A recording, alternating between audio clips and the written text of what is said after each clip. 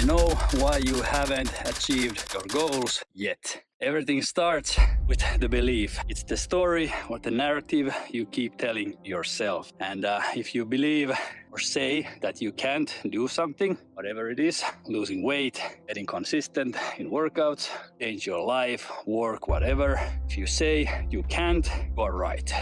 But if you say you can make these same changes or achieve these same goals in life, you're also right.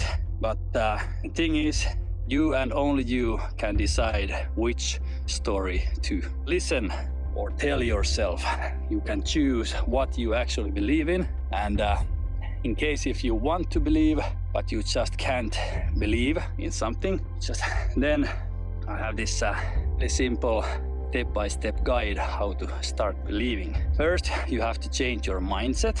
For example, if you say, I have failed in something, just say, I haven't succeeded in something yet, which is both are kind of true, but the last one, I haven't succeeded yet, it leaves the window open for the success in the future. Or another thing, if you say you can't do it, whatever, then replace it with how I can do it. Same kind of like beginning, but two totally different outcomes. When you say how I can do it, it shows that you really want it and you want to make it to happen, you just don't know how. So this is like really important to acknowledge at the start. And if your ultimate goal is like too big, let's say some numbers, let's say you want to lose 50 kilos. That might sound like a really big goal for one goal, but then you just break it down, maybe 1 kilo per 2 weeks or whatever. And if you want, you can download this free ideal year worksheet. It works with this stuff as well. Now it's just like you write something, what you want to change, and you write on the other side how you want to change it to. And then which part is the important, that includes the steps. There can be 3 steps or 30 steps, but the steps has to be just something you believe in, these smaller steps. But there's more in this worksheet about that. And there's like a lot of examples out there about people's limiting beliefs, what they can do or not. And here's 3, which I'm just gonna share.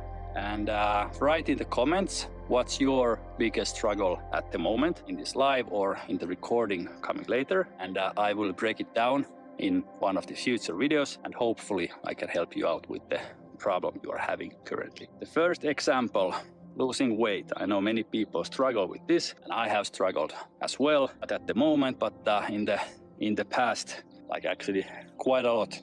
It's like, I know it can be like really embarrassing and what's the word, discouraging project, but here comes some tips. I have actually done it a couple of times in my life. It's actually pretty simple process, not easy process, but pretty simple if you just don't overcomplicate it. Just quickly about my past couple of years, I have been eating a lot. A little bit like too much if my goal was to lose weight. But my goal has been to just like support my training and give energy for my trainings.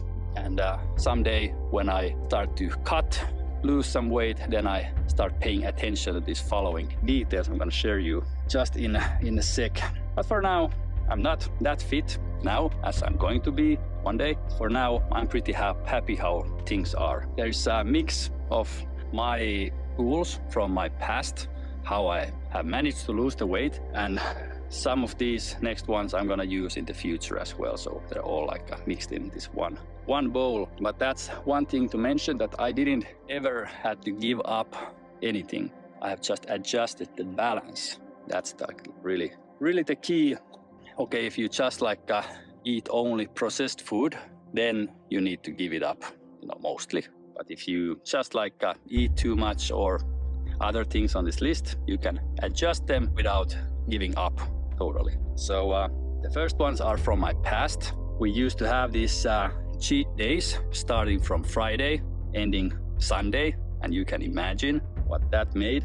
So, but we didn't give up on cheat days, like totally. We adjusted our 3-day cheat day to one cheat meal, which is usually on Fridays. So that's been like the huge like change, but not having to give it up like altogether. Another one, comparison to others. That's poison. That's toxic. Don't do that. Compare you only to yourself in the past, maybe a month ago, 6 months ago, maybe a year ago. Never compare yourself to someone.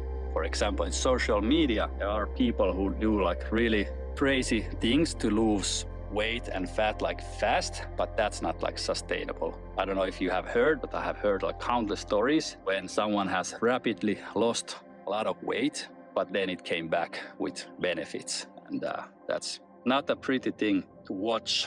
So only compare yourself to you a while ago. Another thing we have done is not giving up on chocolate. That's like our favorite, but we have changed this full-size chocolate plate or whatever it's called to these smaller bars. And my favorites are cranberry buns, but I can also take a smaller one. So that's the thing, I don't have to give up on these. I just choose to eat a little bit less dose. And same goes with the overall portion sizes. We still eat and have eaten pretty much the same food, but only the portion sizes goes a little bit smaller when I try to lose weight and lose fat. Also, I'm gonna reduce a little bit carbs and replace it with a little bit more protein, like chicken or turkey, some lean protein. And maybe you can notice, I always say a little bit, and I mean a little bit. Not like big changes, but in the long run, they make a huge change. And evening snacks from bread, I'm gonna change to egg whites plus tomatoes. Water. Okay, now I drink enough water, but I didn't in the past. But anyway, if you can, or do you think you can fit or drink 2 deciliters water every hour? It doesn't sound so much. I don't mean not when you're sleeping, but when you're awake. That's if you take it like 2 deciliters every hour you're awake, it makes almost 3 liters and you don't even notice it. And this has been like a really a game changer. That's why I have my water bottle all times with me. So it's really easy to get my water in. And this is maybe the most important part, time, patience. You have to give yourself time, even a year, instead of these 30-day quick fixes, which aren't actually fixes, they're just more like bandages, which just fade away and then you probably bounce back, or even worse after 6 months. No good. So slow changes, long time, good results. And if you think about it like this, if you are like over 40, like me, 45 exact, you can ask yourself what you have to lose if you are giving yourself now a year for this transformation. And maybe you have tried some these fast fixes already and seen how they don't last, but give yourself a year. Just make these minor changes and adjusting your bad habits to a little bit better ones, instead of forcing yourself doing something you hate for a month or so. Because the thing is, it's not what you do in 1 month, it's what you do in a decade. That's what makes the actual results. And let's say if you are in your 40s, you are about on a halfway on average in lifespan. I would highly suggest to get in shape and get grip of your life now. Give yourself this 1 year and spend rest of your life healthier, happier, stronger, more capable, and more proud of yourself. Or then you can just do nothing and just imagine what happens. But I can say it's a steep downhill from here every year, and it gets steeper like every freaking year. I can say that from experience. Start now, it's gonna be way harder tomorrow. So that was the weight loss part 1 out of 3. Now comes the second part, which is consistency. So same thing, if you asked on this previous part that I can't lose weight, you have to just ask how I can lose weight. There's more tips and stuff on top of what I just explained. Consistency, if you can't stay consistent, ask how I can stay consistent. And just to let you guys know, you don't need discipline for being consistent, and I'm a living proof of that. But first one, which really hit home for me was figuring out strong enough why I want to finally stay consistent with my workouts. And this was almost 2 years ago. You can ask yourself what kind of role model you want to be if you have kids, for your kids or neighbors' kids or other people around you. And ask yourself, do you want to be the one that others can count on, or do you want to be the one who needs to count on others? And you can ask yourself if you want to be in charge of your own life or just pop these pills just to get by. Those are like the options. And if you want super simple and easy way to start, check out our new ATW 5x30 challenge. And here comes the interesting part. When I make this recording, I'm gonna hide this 4-part 90% discount code in the recording, somewhere in the recording. So just spot the 4 parts, use that and get 90% off from this challenge. But really quickly, you can read more on the website, but it includes 5-minute quick workouts for 30 days. And this is what was like a lifesaver for me last fall when our life got a little bit hectic for a while and I didn't have time. Let's say I chose to use my time differently than my longer workouts. So I created these 5-minute workouts and they help me to stay consistent despite all the busyness and chaos of our lives. Next one, accountability. Tell someone who actually cares and wants you to win. Tell them what you are trying to do and ask them to be your accountability partner, which means just by them asking once in a while, how are you doing with your project? That's like the easiest part to have this accountability partner, but that's really important to find a person who actually cares and wants you to win. Another accountability tip is keep YouTube or Instagram diary and post your progress and your workouts and whatever. And at least I will root for you. And this is how this channel actually got born a couple years. And if you are crazy enough, you can also start a business around this, your new goals, what you're trying to achieve. But you have to be extremely crazy to do that. Another thing which helps with consistency is support. And you just have to surround yourself with people who encourage you and lift you up, because all the other people are trying to keep you where you are at the moment, or even worse, take you down on the level where they are. For example, if you try to quit smoking, it's much harder if you hang around smokers, but you know what I mean. So trying to find people who have similar goals than you, or at least understand why you want to do this, what you are doing, and there is your support. One more tip in this consistency, your way or highway, meaning that you don't have to try to achieve the goals in the way others are trying if it doesn't work for you. Just find your own ways. And one example was I was trying to my first year, I was trying to stick to this Monday, Wednesday, Friday schedule, 3 workouts a week.